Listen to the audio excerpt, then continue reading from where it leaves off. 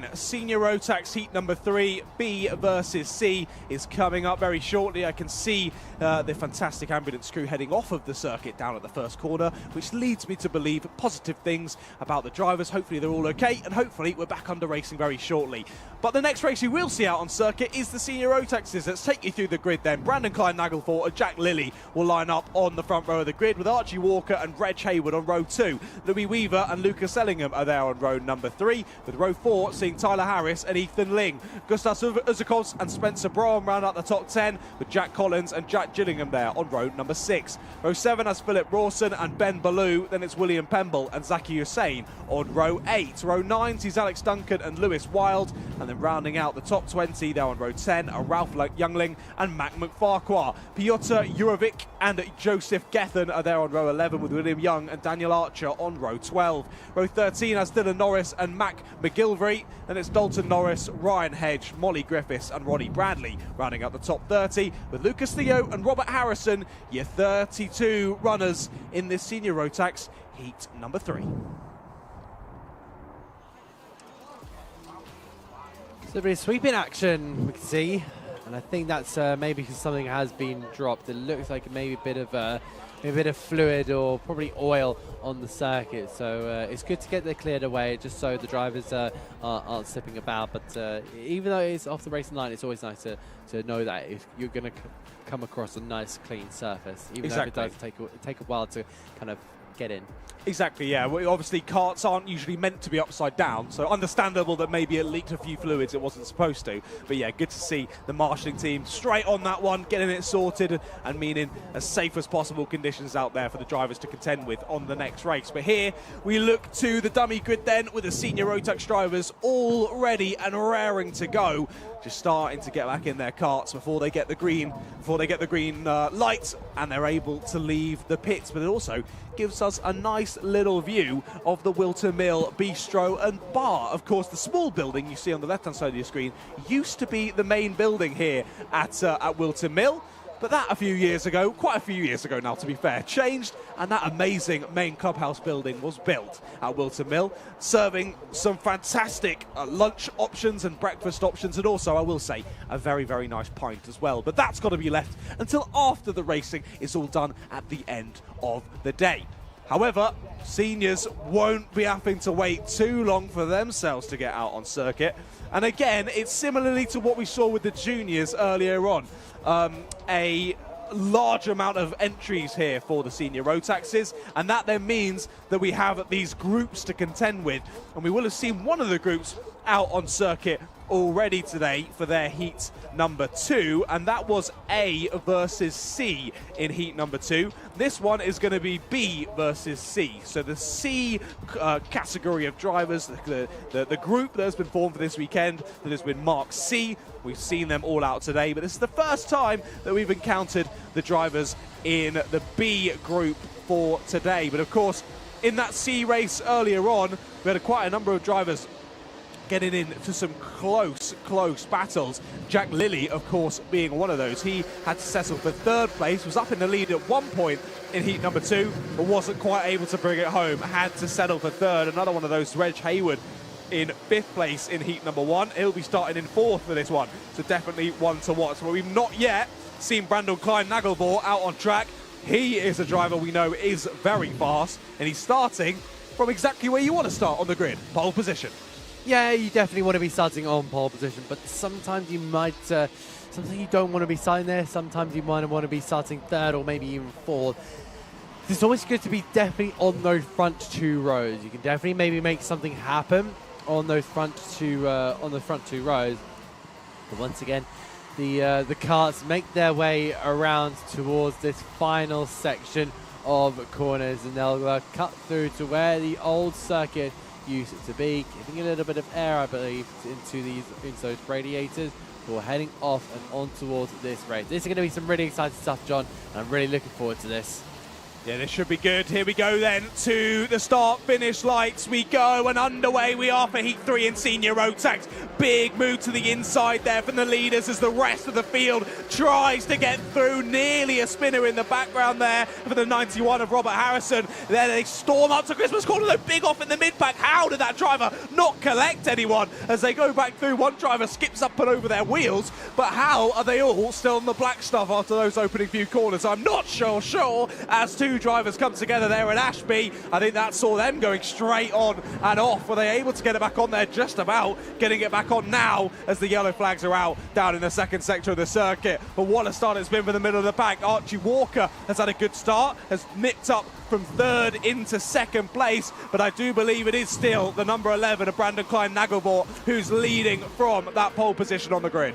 Yeah, so he is in this race, and Nagelvoort will be just ahead of Walker. They fly through once again and onto this, on towards Christmas Corner. Down the inside goes Walker, and immediately wanting that lead. He wants to control the pace in these early stages away from Nagelvoort. So if he can get that going, then he can really start making something happen. Jack Lilly also in behind, one of the top runners in his race last time out, so he'll be one to keep an eye out. But there's been some really, really good stuff in the opening stage, a couple of manoeuvres, but my goodness me, that first lap was hectic. But just continue on back on towards the boot we go, through the chicane we go, and can Nagelvoort do something? No, but I think he's actually dropped 3 places. That is very unfortunate there. Yeah, as you said, to watch out for Jack Lilly. He made the move through on Brandon Klein-Nagelvoort, and Louis Weaver slipped through as well. We've got a mechanical flag out in this one, the number 19 of Philip Rawson. So he is going to have to come back into the pits. He's not going to be seeing the checkered flag in this one. But we look back to this leading gaggle, and now Jack Lilly is all over the back of Archie Walker. More moves to the inside, down in the middle of this top 10 battle.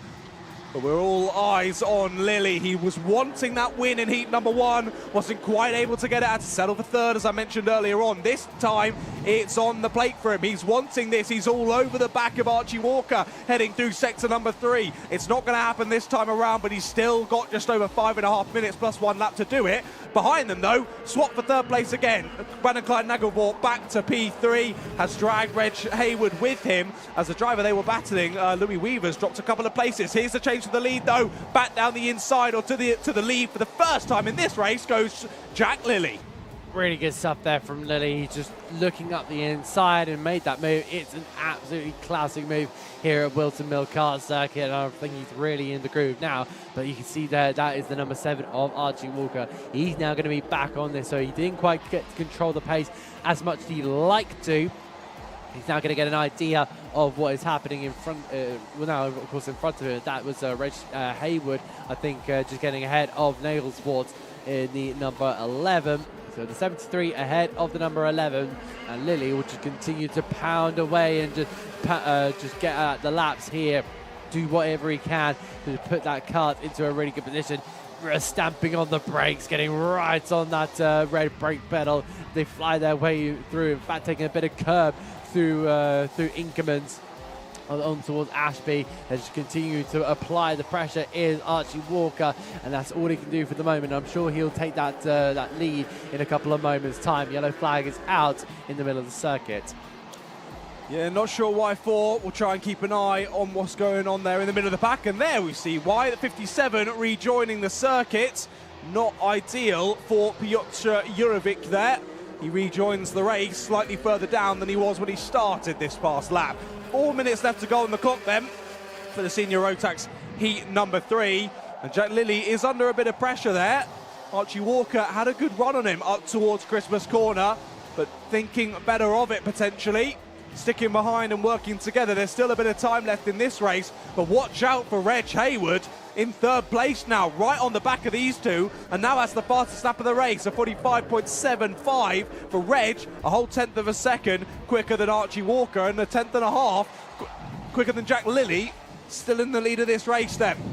These top 3 could push ahead very nicely here, or will Reg Hayward think, no, I'm way quicker than these two, I'm just going to get through as quickly as I can, and will that bring Brandon Klein-Nagelvoort and your championship winner from last year, Lucas Ellingham, back into the fray? definitely could put Ellingham back into the frame. As you said, he just needs to continue to keep on these cards, but he's at the moment stuck behind Nagelsport, and I think he's going to go for the move. He is going to go for the move, and that is superb. But now he's got the problem of trying to close that bridge, gap that bridge down, but we can already see the batting out in front. But of course, Nagelsport is going to be right there. That is going to be a mechanical flag for Ralph Jungling in the 1-2-5. So he's already right down the field, I believe, trying to keep an eye on the time machine. He's back to 17th. So not the most amount of points on offering, but yeah, that's going to give him a bit of a hit as well. But through they go in toward the right-hander, and I think is really going to be to continue to hassle and hound him. I think Nagelsport's going to go for the move. That doesn't help Ellingham out whatsoever, because he's just going to have to continue batting away with I believe the Dutchman. I'm not going to. I've already said my prediction on his nationality, but it does sound very, very Dutch. I think it's a fair assumption. Back down the inside, though, goes Lucas Ellingham. The Brit back through he goes, and as you say, this is just losing both of them time. Only 2 minutes left to go in this race. Both of them losing time, and a bit of a shake of the head from Ellingham. Wasn't too happy with that previous lap, and they've lost a good chunk of time to your three leaders. It was about a second when they last came round. Now, what is it now? Over a second and a half, well over a second and a half, almost 2 seconds that they've lost on that last lap. So they're really going to have to press on here if they want to catch back these three leaders. Gustav Uzakos had a good racer in behind. He's trying to chase down these two for 4th and 5th. And Spencer Brougham is then leading the battle in behind that. Spencer just ahead of Tyler Harris there. They're battling for 7th place. We look back, though, to Lucas Ellingham. Has bridged that gap and is starting to press on ahead of Brandon Klein-Nagelvoort now towards Hayward, Walker and Lilly in the lead of the race. He does need them to continue batting here with Lilly, Walker and Hayward, because they are quite the way ahead of Ellingham, and in fact it's around about a second as well. You can just see that that gap in the far ends of your camera shot, but Ellingham really rushing that car around, really just ragging it about, seeing if you can do anything to bridge that gap on those cars behind. You see that in behind, I think that was the likes of August and Borum and Harrison Weaver. So that little battle in behind for 6th, 7th, 8th and 9th in there, because that's getting pretty close. But some really, really good stuff all the way throughout this grid. It's been a good race so far, hasn't it? Less than 30 seconds left to go on the clock now. Drivers don't have much time to make up those cheeky extra moves. There's Ethan Ling, I think it is, yeah, in the 76, right in the middle of this. He's one, if you watch Whilton Mill over the last season, that we're very used to sending moves. He goes for a move, if there's like half a centimetre on offer, he takes a mile. There's Ethan Ling. Impressive stuff from Ethan, but he's not quite been there up in the top 10 so far in this race as the 76, but he's battling in nicely in this little gaggle, just outside of the top 10. 13th at the moment for Ling.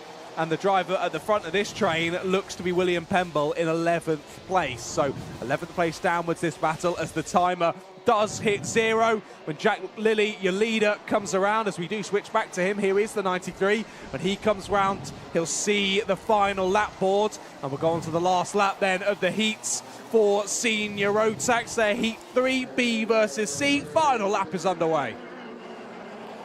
So here we go, final lap, and it's really starting to heat up here. Jack Lilly still leading the way ahead of Archie Walker, with Reg Hayward still in 3rd place. But it's all going to be the focus here on Jack Lilly and Archie Walker. They're only half a second between the two, and that's just ebbing and flowing every single time. It's down up to 4/10, and then down to 4/10, then up to maybe 6/10, but it just looks like Archie Walker just hasn't got anything left in the tank to try and overcome the might. That is the 93 cut of Jack Lilly through the boot for the final time in this senior in the senior Rotax Heat 3, and across the line it's going to be Jack Hilly to make it abundantly clear he is one to watch in this field of cars.